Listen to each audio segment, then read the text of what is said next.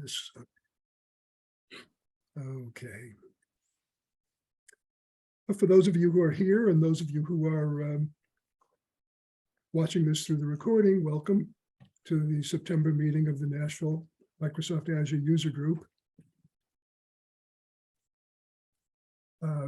Got a few minutes just to talk about the group for any of you who are new to the group. This is the agenda where you normally, spend a couple of minutes talking about our mission, our history, who's on the board, what tonight's meeting and even what upcoming meetings are all about. The mission of the group is simple. We're all about Azure, everything about Azure at all levels about Azure. In fact, last month we had a joint meeting with the local .NET group using some, covering some .NET architecture. We were founded back in 2013 with 4 members, and currently we have more than 2,000. But we still could use some more members. So tell your friends and coworkers about us. Currently, we're meeting. Well, our goal was to meet in person and online in a hybrid format. We found today that not enough people signed up to come in person. So, we did away with the in-person meeting and we're continuing to meet via Zoom. By the way, I will be sending out a survey to the membership later in the probably tomorrow or over the weekend to find out how we want to organize and work, run the group in the future, what kind of meeting format we have and so forth. So stay tuned to your email for that. And if you want future meeting topics, let us know. I don't mind picking the topics, but I'm sure there are topics you're interested in us covering at future meetings. So let us know. And also, if you're interested in presenting to the group, let us know that too. We'd love to have members of the group present. Board of Directors, this is our Board of Directors. I'm the founder and president. I'm an Azure Solutions architect. By day, I work for a company called Insight Enterprises in their platform and DevOps group. And I founded this group and I've been the president since the beginning. In fact, my standard joke is that I'm the group's benevolent dictator. I try to run the group for the benefit of the members. Roger Dahlman is a co-founder and vice president. He's a Deloitte enterprise architect. And our presenter tonight is actually a member of the board of directors. It's Tim Warner, whose picture you can see on the screen. He's a Microsoft Azure documentation specialist. Matthew Puckett is a Microsoft Principal National Cloud Solution Architect, and he is actually responsible for helping us get the group started way back in the beginning. Of course, Jack Hagler is our permanent refreshment sponsor for the last 7 years, and he's a recruiting director at Vaco. We do have sponsors. Microsoft is a sponsor. They pay for our meetup dues, and Vaco is a provider of our Zoom subscriptions when we meet virtually. I'm so happy about those 2 sponsors because for years I was paying for meetup groups and communications capabilities out of my own pocket. So that's a big help. Insight Enterprises, of course, lets me run the group. It gives me a little bit of time to do that. And the Greater Nashville Technology Council is another sponsor of the group. They actually sponsor supporting all the user groups and technology groups in the Nashville area. In fact, I just found out to my surprise today that my company, Insight Enterprises, is a member of the Nashville Technology Council. I didn't know that until today. We have sponsors, but if you would like to have 10 or 15 minutes at the beginning of a meeting, we could use new sponsors, giving things away like gift certificates, products, whatever. If your company is interested in co-sponsoring a future meeting, get in touch with Roger Dahlman at the address on the screen. Okay, roger@dahlman.net, and he'll work with you to help you set up a sponsorship opportunity. This is our YouTube channel where you'll find this meeting posted within a day or two.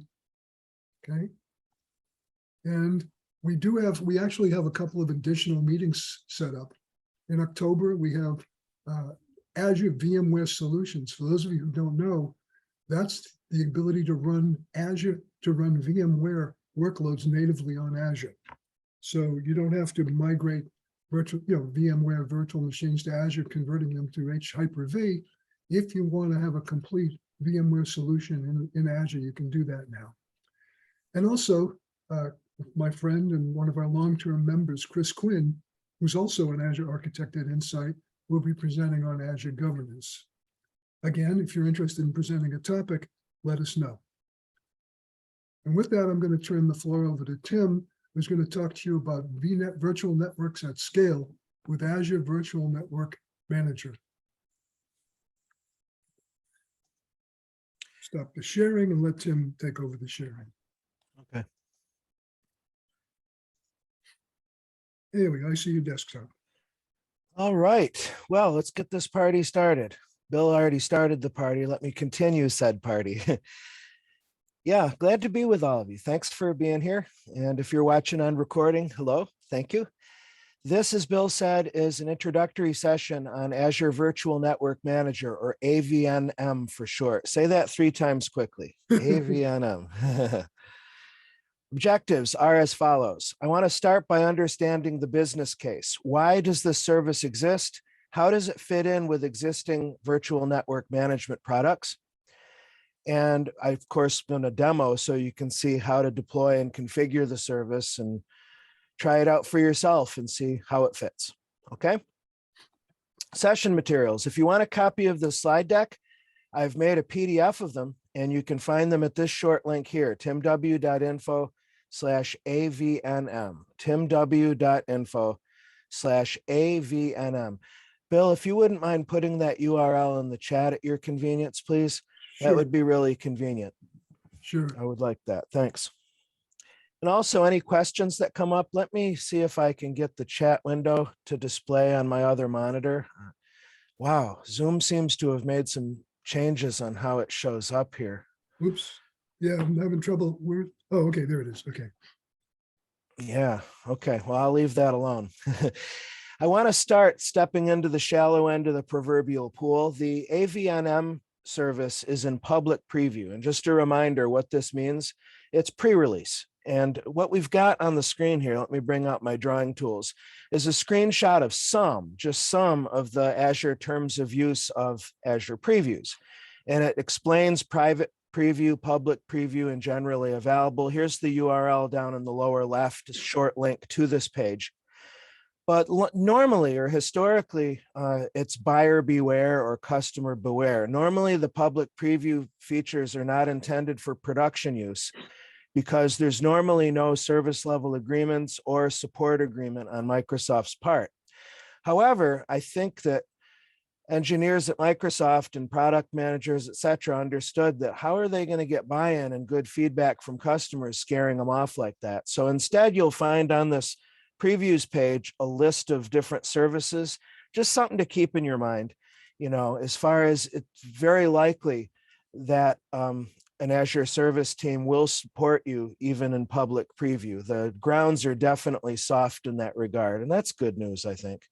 The Virtual Network Manager is very, very close to GA status anyway, so I would be comfortable using it in production.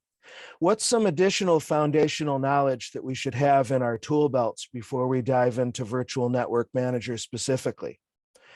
Well, one, let's take a look at some problems, some issues, you could call them whatever you want, pain points, whatever.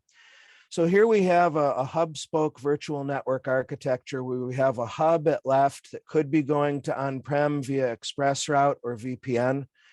And we're peering out to 2 spokes here.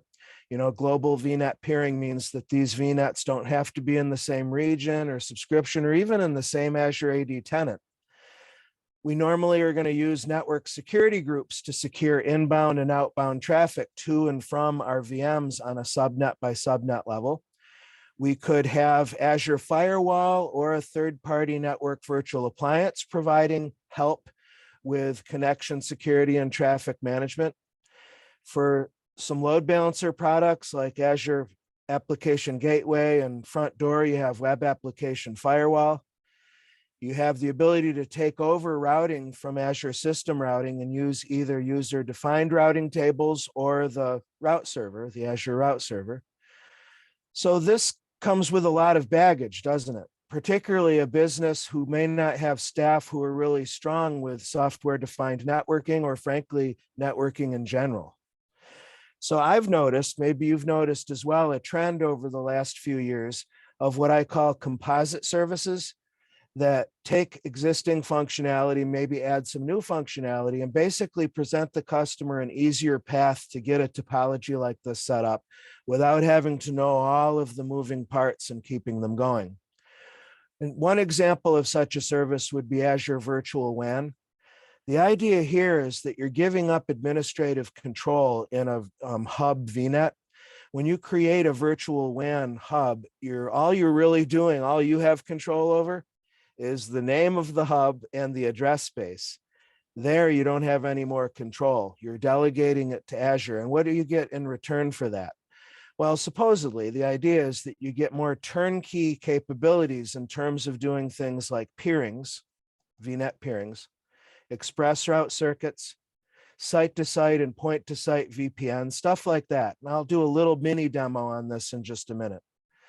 As far as why you would select this, I think it might be something to look at again for a business that may not have a lot of good, solid expertise on staff with regard to networking, because this is a simpler, less cluttered way to deploy what could be a really complicated hub-spoke hybrid cloud architecture. You see, because otherwise you have all the separate components that you need to deploy and secure and scale individually.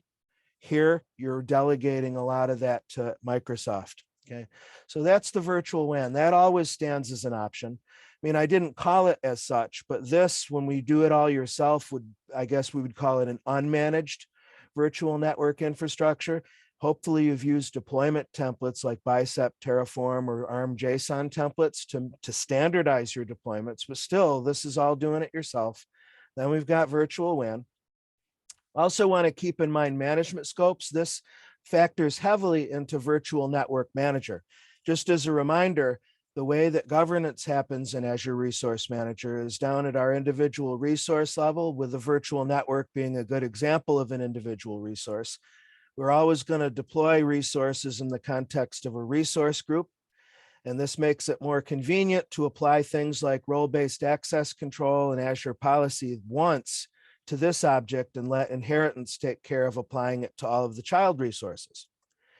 We can't have a resource group or a resource without a subscription. I like to call this your payment method to Microsoft, your consumption. This again is a valid management scope. For businesses who have multiple subscriptions where you want to apply governance to a number of subscriptions simultaneously, you optionally can bring in management groups. And again, the nice thing we have there is, particularly with role-based access control and Azure Policy, we can apply those at a parent scope and let inheritance go forward. Now, notably, taxonomic tags by design do not inherit. That you can simulate that with Azure Policy, but by default, they do not. At the very top of the hierarchy, we have the tenant root scope, and it's called the tenant root scope. Root because you can't get higher, and tenant because it correlates directly to the Azure AD tenant, in which your management group subscriptions, resource groups, and resources are associated. Again, the reason I'm showing you this will become clear momentarily. Why am I showing you Azure Policy? Is it because I work on that team? No, it isn't actually. Azure Policy is the engine underneath a key capability of Azure Virtual Network Manager, as a matter of fact. Now, this is probably not the best picture to show to illustrate Azure Policy. Basically, if you're not familiar with Azure Policy, let me frame it this way. On one hand, you've got role-based access control, where we can give people or principals the ability to do create, read, update, delete operations. We might give a person or a group the ability to deploy virtual machines and configure, or not, yeah, virtual machines, that's fine. So somebody would have the permissions to do that, but can RBAC alone control the regions to which you can deploy, the VM sizes that you're allowed to deploy, whether VMs have to be configured to send logs to log analytics, these sort of things? No, it can't. It can just control create, read, update, and delete. Policy fills the breach of being able to put guardrails on your deployments, on your existing resources, and in their ongoing governance. You could prevent deployments that are to unauthorized regions.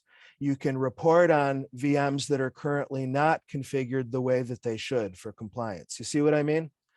So just I want to put that bird in your ear to think about Azure Policy, because as a trend in Azure over the last couple of years, more and more Azure services, formerly called resource providers, are looking at Azure Policy and realizing, you know, we can make use of that engine.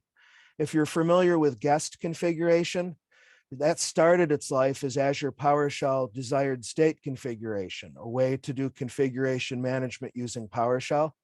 Well, now that's kind of morphed into what was called Azure Policy guest configuration. And now I think this week it's called Azure Auto Manage machine configuration. So we can use Azure Policy not only for governance, but also for device and server configuration. So you're going to see probably more and more Azure Policy going forward. Now, having set our stage that way, now let's take a look at Virtual Network Manager. All right, so again, probably not the best image, but it's the best I could come up with on short notice. The use case is you've got N number of virtual networks. Maybe you've got VNet sprawl, where you've got too many VNets and you're having a hard time corralling them. You know that if you've worked with network security groups, they can be awfully difficult to tune in, to dial in. And then if you've got more than one NSG, which you likely do, there's the case of sprawl, there's the case of troubleshooting, and the fact that there's no single management interface yet for doing NSG work.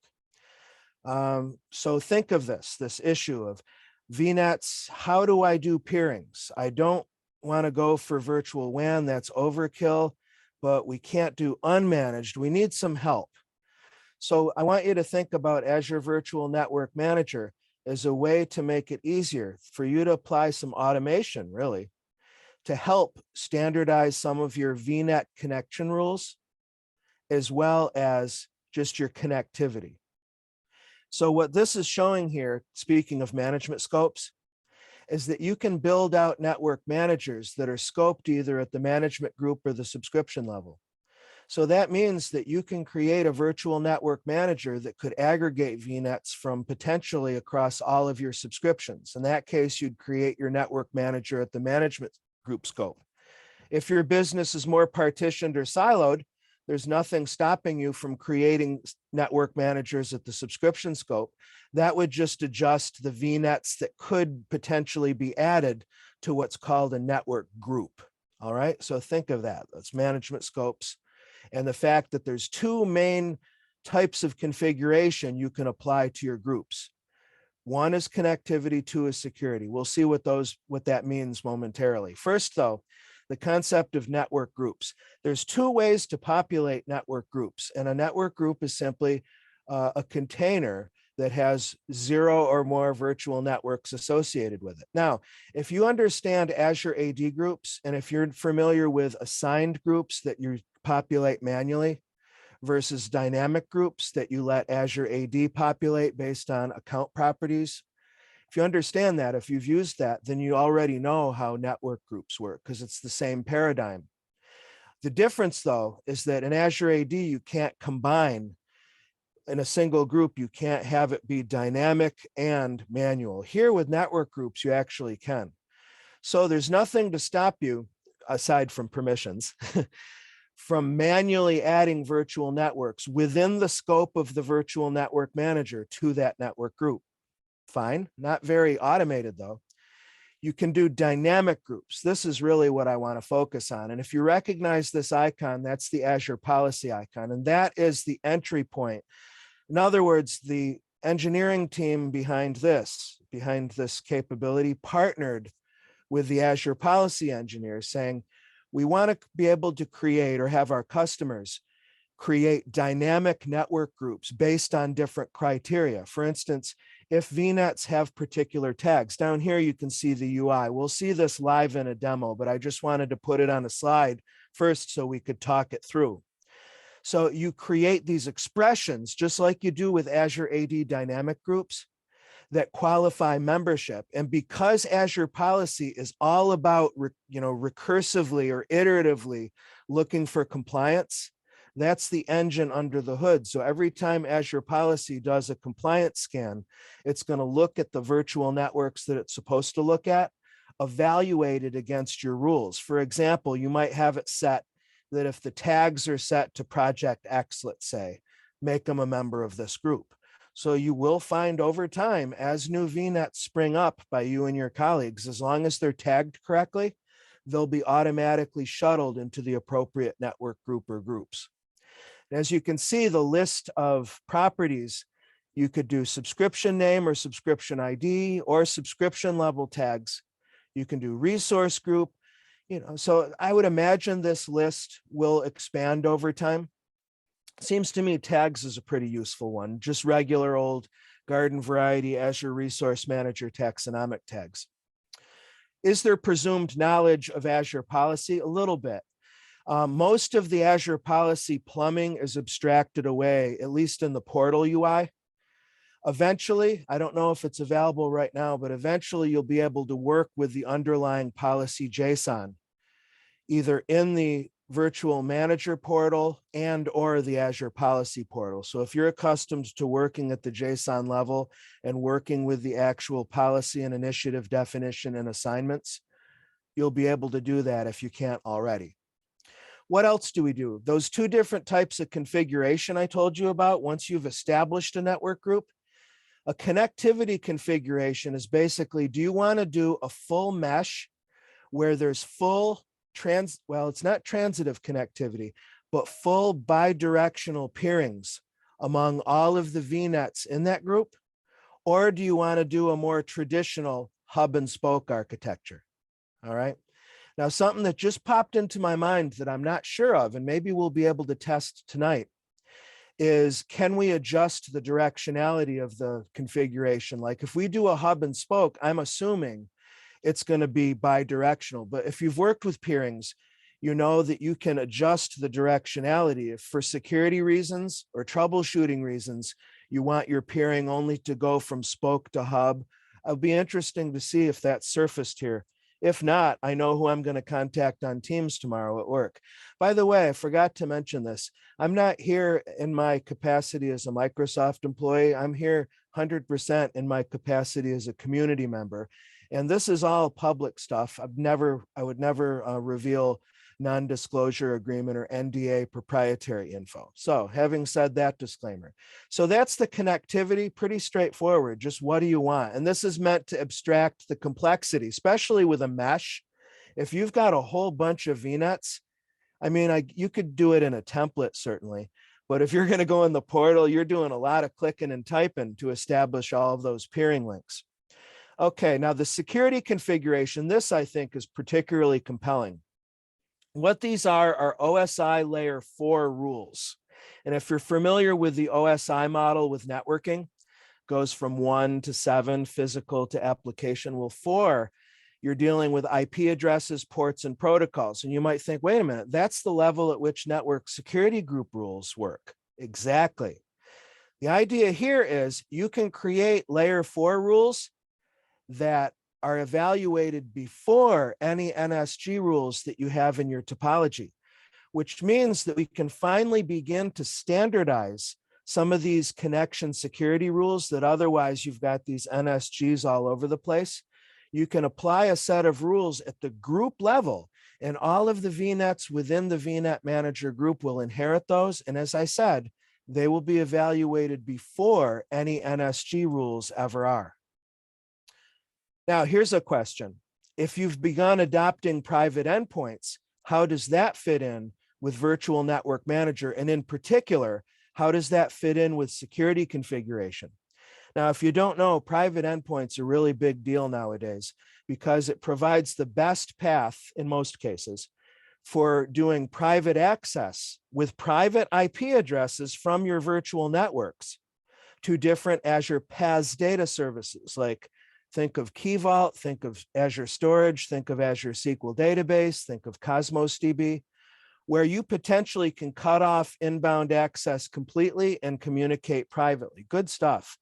And private endpoint brings up a network interface with a private IP for that resource. And originally, the way private endpoint worked is that they were immune from network security group rules. I think the engineers chose that to reduce support tickets. But nowadays, you can actually apply network security group rules to a private endpoint. So of course, that brought up the question with me just the other day, as a matter of fact.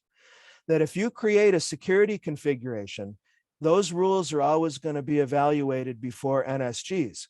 Will those rules affect private endpoints, or do private endpoints ignore Virtual Network Manager security rules? Well, I got an answer from an engineer yesterday, actually.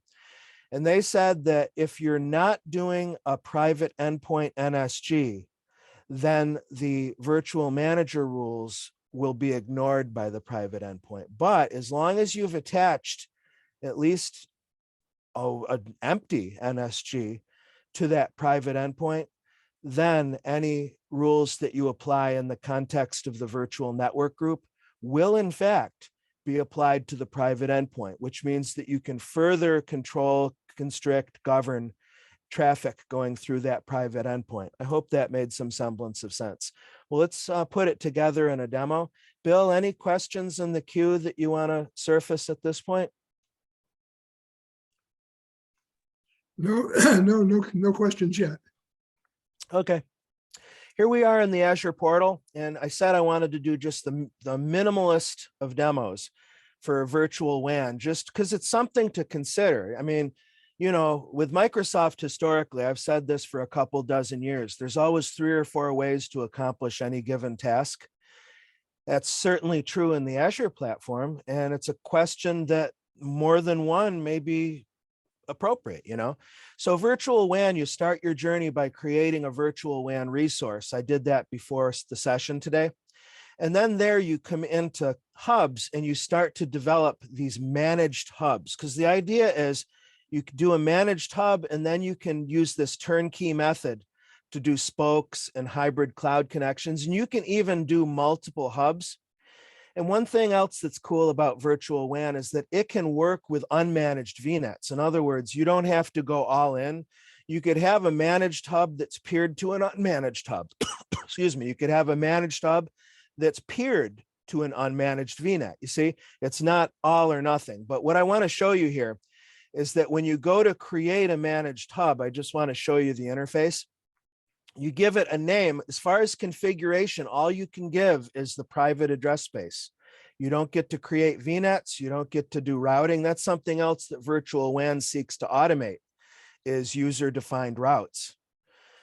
Let's see, in terms of choosing capacity, Microsoft has abstracted a lot of the language and made it more approachable. It's priced according to these different units, as you can see, a routing infrastructure unit where you can just choose almost t-shirt size ideas. But look at this. Whereas in an unmanaged situation, you and your team would have to create delegated subnets and create a VNet gateway and a local network gateway and 1 or more connections. You can use this turnkey method here. Do you want to create a VPN gateway? And instead of having to know the different stock keeping units or SKUs, you can just choose your bandwidth. Again, it's a simplification here. Point to site, do you want to do point to site? Yes or no? Express route, you're going to do that, you see? So you create the hub, there's a little bit more to it. After you create the hub, you go into the hub and then you can complete the configuration of all of the other things. And then you have here at the virtual WAN resource level, unfortunately, they're not called peerings. There's a little bit of a naming mismatch. They're called virtual network connections, but this is just an abstraction of the word peering, okay? So that's just something to compare and contrast. On one extreme, you've got the unmanaged VNet. This would be an extreme. And then now finally, let's go to Virtual Network Manager. All right, so similar to virtual WAN, you start your journey here by creating a a network manager resource. So let's create one of those first. Again, public preview. I'm going to put this in my test resource group, and I'm going to call it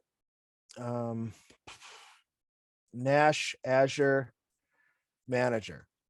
It's a little bit fussy about naming, as you saw. I can use a hyphen, but the name's not going to support spaces. Alphanumerics, underscores, periods, and hyphens. Okay, we've got our region, and then here's our scope. Select scope. Where are you going to place the network manager?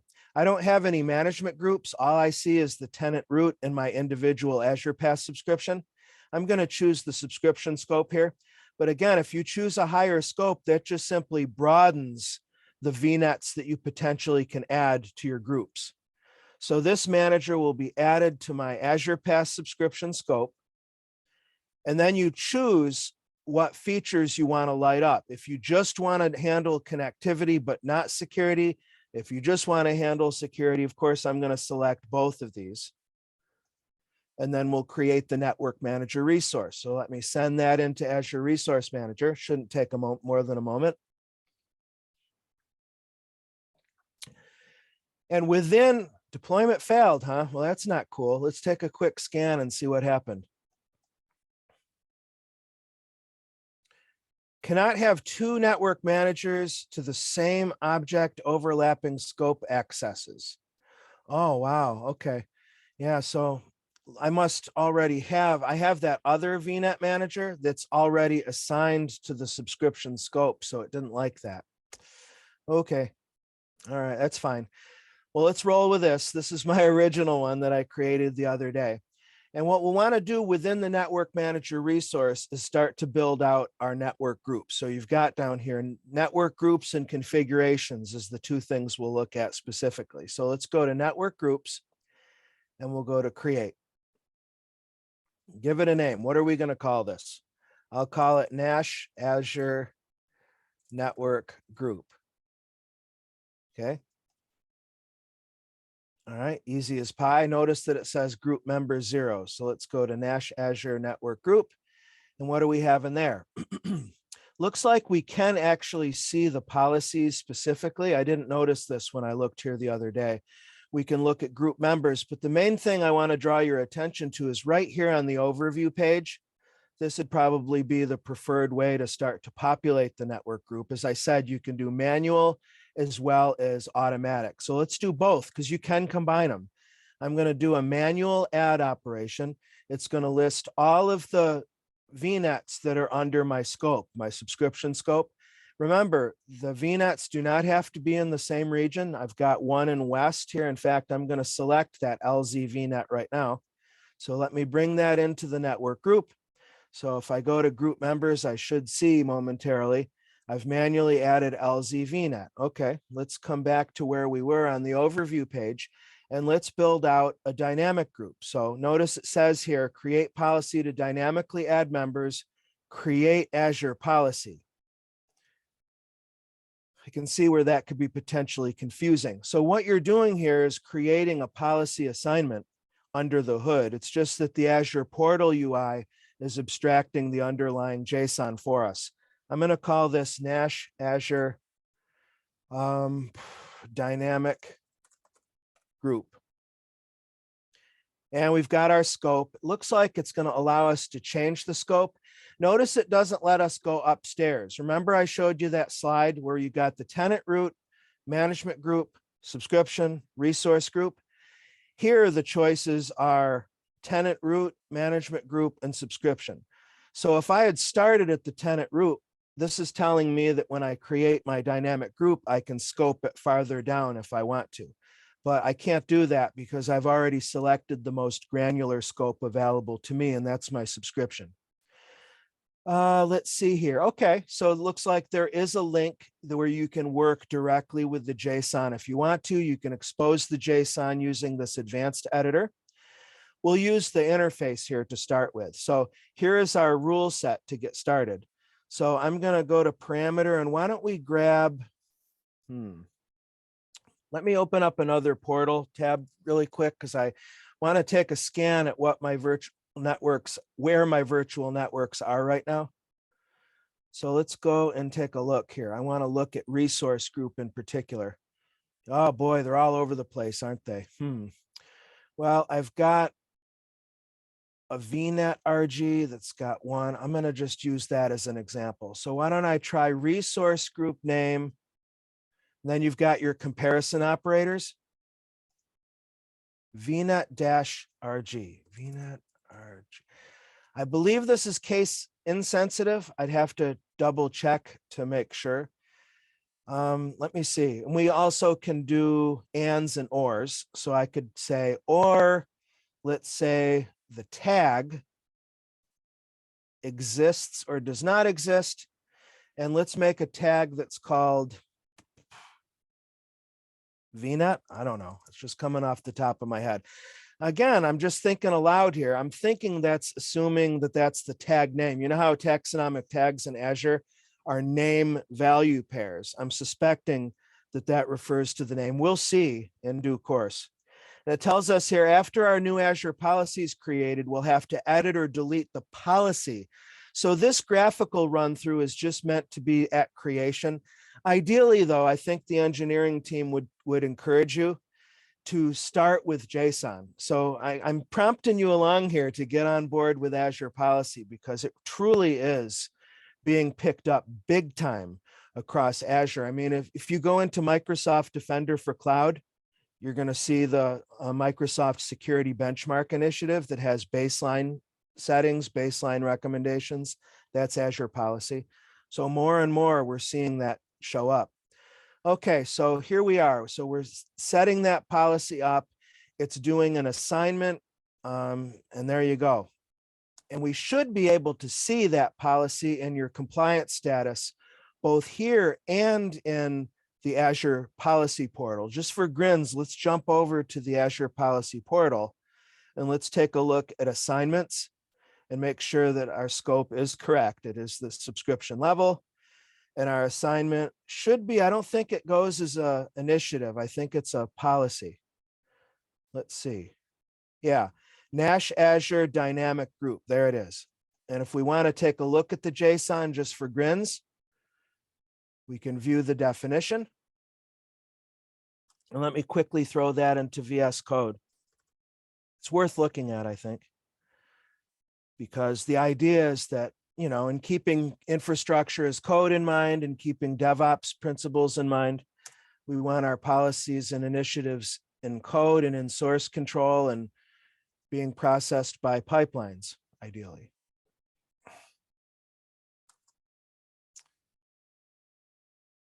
Okay, so what do we got? An Azure Policy JSON file is comes down to, well, there's the name and description metadata. It comes down to an evaluation of a policy rule. And when Azure Policy processes an assignment and does its evaluation, it's going to operate at a scope, isn't it? And we can see the scope metadata down below. But this one is saying that the policy rule is, if all of the following is true, then we have an effect. If the type of the resource is a virtual network, makes sense. That's what we're looking at, is VNets. Any of the following. So these are the two ORs that we created in the portal a moment ago.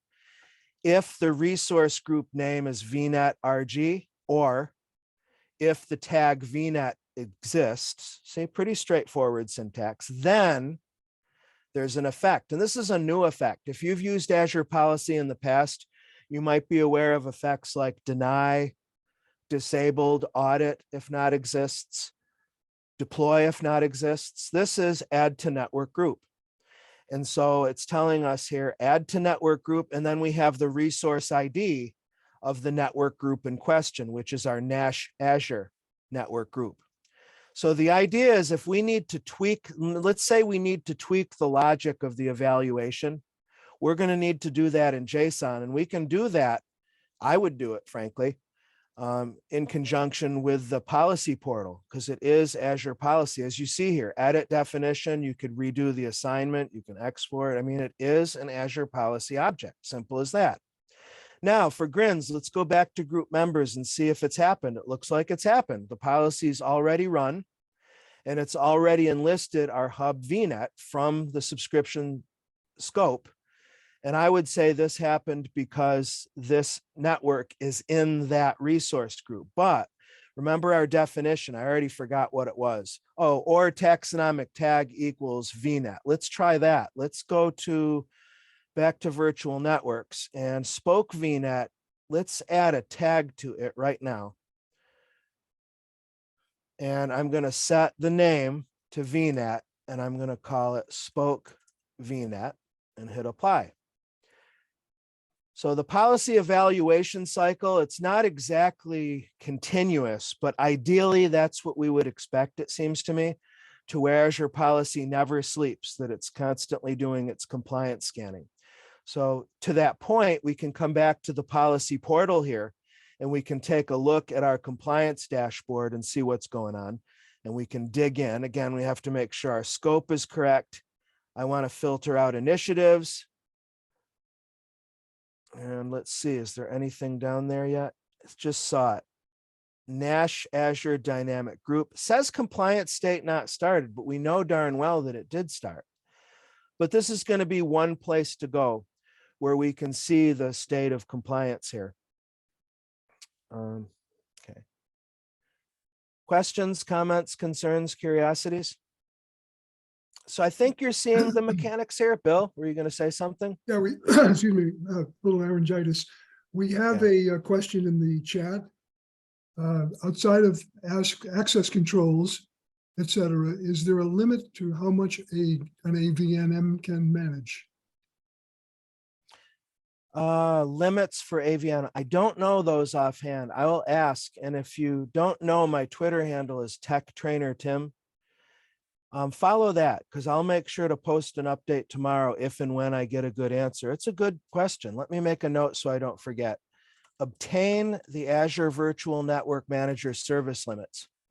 Yeah, I would be interested to know if there's a soft and/or hard ceiling to the number of network managers you can have, to the number of network groups and what types, and to your point, maximum number of security rules. Yeah, let's actually do that in our demo too. I don't want to forget about that. But let me try one more time to go back to our Nash Azure group. It looks like it hasn't added the third member yet, but if we go to group members, we're hoping, fingers crossed, at least I am hoping that we should see a third VNet spring in here because of that OR rule that says if the taxonomic tag in question. Now, is that taxonomic tag expected at the subscription level?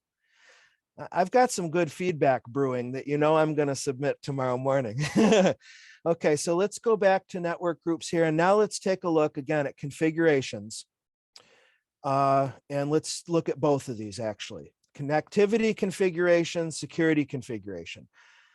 Okay, we can create these at the network manager level and then apply them to the groups, or we can go directly to the group. Let's, for fun, go directly to our Nash Azure group. And am I wrong about that? Maybe we can't do those here. No, it looks like we do have to go upstairs, as it were, into the network manager resource.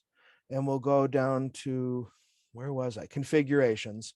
And let's just take a look here. So create connectivity configuration. Let's say we want to develop a hub spoke architecture this way. So I'll call it hub spoke, and then we choose our topology. As I said, it's either full mesh or hub and spoke. We can delete existing peerings if they exist and basically burn it to the ground and start again. Of course, we have to denote or tell VNet Manager what our hub is and what our spoke network groups are. So I'm going to denote a hub as one of my VNets that haven't yet called into action. I don't think I've called into action this one. So I'll nominate hub VNet as my hub. And then we can bring in network groups as a constellation of spokes. So let's do add. And this would explain why we configure this at the parent level, at the virtual network manager level, as opposed to the network group level, because we're going to plug in the 2-member VNets that are in our Nash Azure network group as spokes of hub VNet. And we'll make sure to go and validate and see what the directionality is and all of that stuff. So let's go, validation failed. The chosen hub, oof, that's a painful misspelling, is already part of the network. Oh man, I'm running myself into the ground here quickly, aren't I? Why don't I grab instructor VNet? I'm pretty positive that one is not currently occupied in a group. Okay, validation passed, create. All right, good. So we're going to want to test that in a moment and see what happened. Let's go up here and take a look and make sure that I didn't miss anything.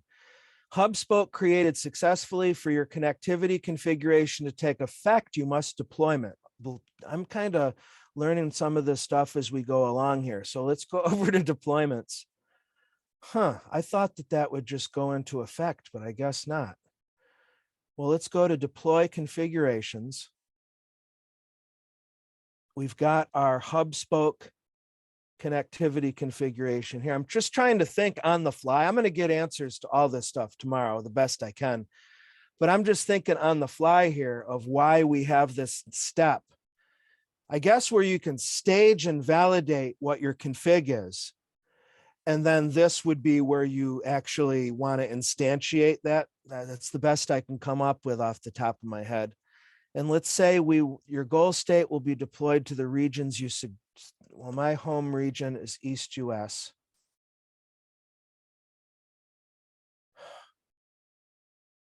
Okay, maybe there's some safe deployment practice stuff baked in here as well. Interesting to see. This is all part of life in public preview, isn't it? Come on. Maybe I can bail while that's working. And let's again go back to the network manager, back to configurations. And you're probably anxious to see, as I am, the security configuration. I've done this one in the past. I'm going to call this one baseline security rules. And it's going to be a set of security admin rules. I don't know what this network intent policy stuff is yet, honestly. So I'm just going to quietly walk past this for now. Let's see here. Okay, so here we are in the configuration level, what are called rule collections. So let's create a rule collection. I'm going to call this one default rule collection. So we have this notion of the rule collection, just like in Azure Firewall. You've got a similar kind of parent-child relationship. And we're going to associate this rule collection with our Nash Azure Network Group. Let's click add. And what does the surface look like here? I'm going to say that we're going to support, let's say, maybe we need to explicitly block 3389 because we're using a non-standard port for remote desktop protocol. Priorities, the rules are going to be processed in priority order, and it uses the same paradigm that network security groups do. The lower the number, the higher the priority. It doesn't tell us what the limits are to those rule numbers, starting at 100. But what if we put in, okay, so if you keep typing zeros, the priority must be an integer between 1 and 4096. Well, I'm going to start with 100. I'm going to specify deny here. You see, we've got allow, deny, and always allow. Okay. Traffic matching, this rule will be allowed regardless of lower priority or user-defined NSGs. Well, that's a heavy hammer. So evidently you can create traffic allowances that will bulldoze any other traffic controls you have. Now, again, I'm thinking in my mind of what that means. Well, let's just for now do deny, as I said. Directionality, inbound or outbound, it looks like we would have to create separate rules for separate flows, which makes sense. I'm going to say inbound. And the protocol is going to be TCP. The source type can be either a service tag or an IP. Now, what we choose here is sky's the limit. We'll accept star for everything. It looks like it will. Source of 3389. Oh, wait a minute. Let's say the source is any port, any IP address. The destination can be IP address or service tag. This, I trust, is a comma separated array, just like it is with NSGs. I'm doing star now, 3389. I wish that there was a way to more granularly scope that besides having to know raw IPs. But okay, you see the idea. It's a pretty basic layer 4 rule. And some principles we see, there's allow, deny, always allow, that'll override everything below it. We see this notion of tiered priority. We have separate rules for directionality. And there's the capacity to specify source and destination by IP address or by service tag, but no application security groups or any IP groups or anything like that. All righty, there. So let's review and create that. And I would imagine we're going to see a same message in a moment that we saw before. that this isn't going to go into effect until we do a deployment? I'm not seeing it yet. Let's bring this out. And let me do a dismiss completed.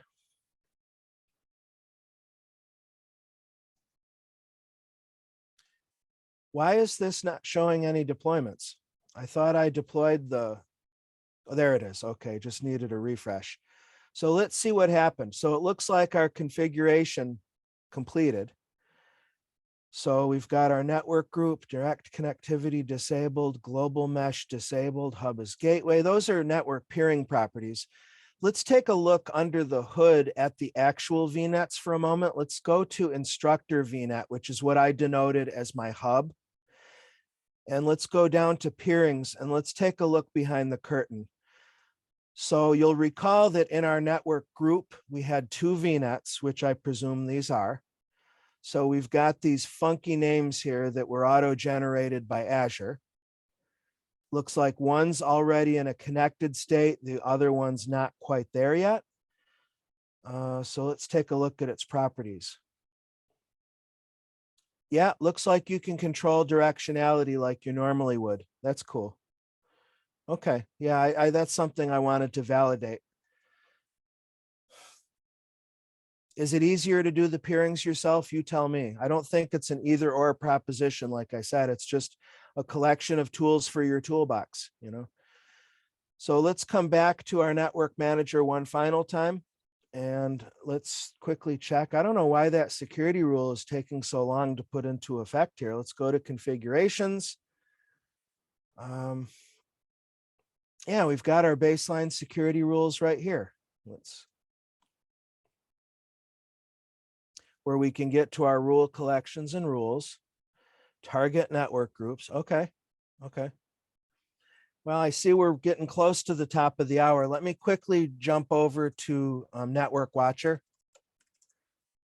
If you're not familiar, Network Watcher is a fantastic tool for doing network troubleshooting in Azure. And what I want to do is let's just do an IP flow verify. And let's say that we're coming into a VM. Our hub is instructor, isn't it? So I do have a VM called instructor right here. So let's test TCP inbound on 3389 from, oh boy, it could be anything.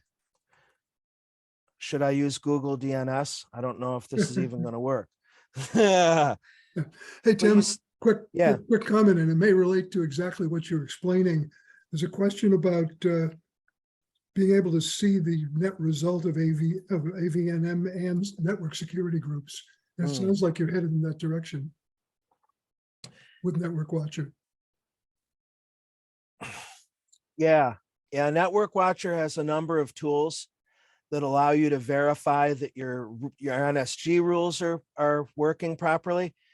However, I don't know if this yet has any visibility in the network manager rule set. This is kind of a special case because as it happens, I'm teaching on this machine and I use just-in-time VM access. So right now the port is open because I've got my just-in-time access rule that's in place and it's open. So it's not giving me exactly what I want. Yeah, that's another question I'm going to have to ask tomorrow, how we can get a so-called sanity check to make sure that our virtual network manager security group rules or security rules are doing what they're supposed to. Specifically, are the tools in Network Watcher aware of AVNM? I don't know yet. How can you get a resultant connectivity state would be something else, aside from just coming in and inspecting them as we saw before. I'm wondering if we need to do a separate deployment, even though the portal UI didn't say. I'm wondering if we need to do that. So if we brought in those baseline security rules,